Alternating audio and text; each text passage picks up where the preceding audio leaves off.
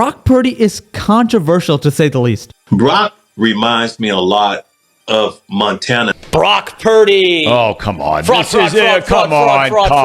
But no matter what your stance on Purdy is, I think we can all say that there's no way 8 quarterbacks should have been taken before this man. Because a lot of strange things have happened to these QBs, starting with Kenny Pickett. Now, we all know who Kenny Pickett is, so I'll go through this as briefly as possible, but his draft story is still really interesting. So Pickett was drafted number 20th overall by the Pittsburgh Steelers, and he played his college at Pitt, which allowed him to make a huge leap in his final year. Last time, Pickett did that work! Make him a first-round draft pick. But the strange thing is that the Steelers were able to draft him without having any information leak about them actually being interested in him. But his career in the NFL is interesting to say the least. He had some good moments, especially after he replaced Mitch Trubisky, but I think most of the NFL media now considers him a bust, and the Steelers just recently benched him for Mason Rudolph. Now, there is some unclarity about if he's actually being benched or if he was just injured, but it's safe to say the Steelers have a big decision to make this offseason. Are they going to stick to Pickett, or are they going to move in another direction? And then we have the man that all Atlanta Falcons fans love, Desmond Ritter. Okay, just kidding, but they did love him at one point. The thing with Ritter is that he's had one of the strangest first 2 seasons to her career.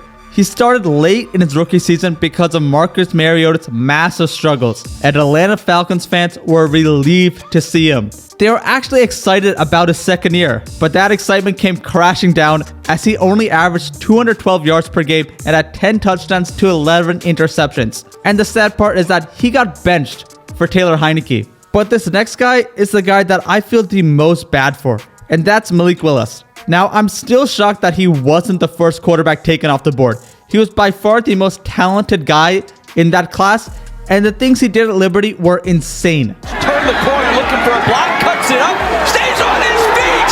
Are you kidding? It's a foot race down the near sideline, and Willis finally drugged down. Now, he ended up sliding to the 3rd round to the Titans, and right away, you knew he was in a bad situation. Just play this clip by the current starting quarterback, Ryan Tannehill.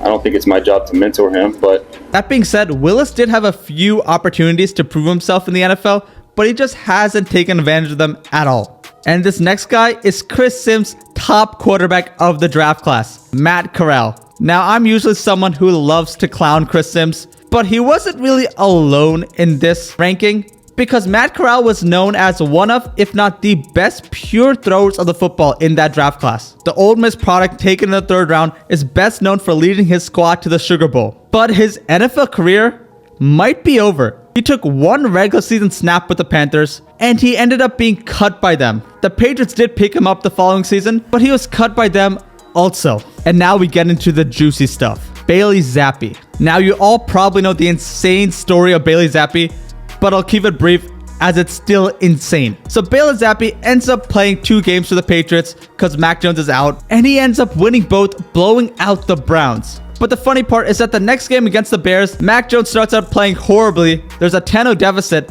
and Bill Belichick decides to switch to Bailey Zappe. And then you have the Zappy chants that come out from the Patriots fans.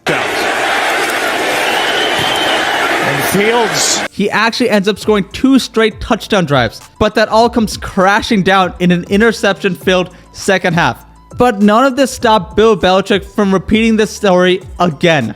And then we have Sam Howell, who you probably know best for demolishing the Cowboys in Week 18 of the 2022 season, but he's actually had a pretty good start to his season considering he's a 5th round pick. The starting quarterback of the Commanders led the league in passing yards for a long time this season, but we'll just see what the Commanders do with him in the coming seasons. And now we have Chris Oladokun. Now I'll quickly go over this guy as he's never had a snap in the regular season. He got cut by the Steelers, who he was drafted by, and is now picked up on the Chiefs practice squad. But the funny thing is that this next quarterback actually started in a playoff game, and that's Skylar Thompson, who was drafted in the 7th round to the Dolphins. Now, he has started a playoff game because Tua got injured, but the funny part is that this game was really close, 34-32, but none of this had to do with Thompson's play, as he had a 40% completion rate and had 2 interceptions in that game. And last but not least, we have Mr. Irrelevant Brock Purdy. And I just have one more thing I have to say about this man. Play the clip. Brock Purdy. Hey, you guys want to hit some golf balls?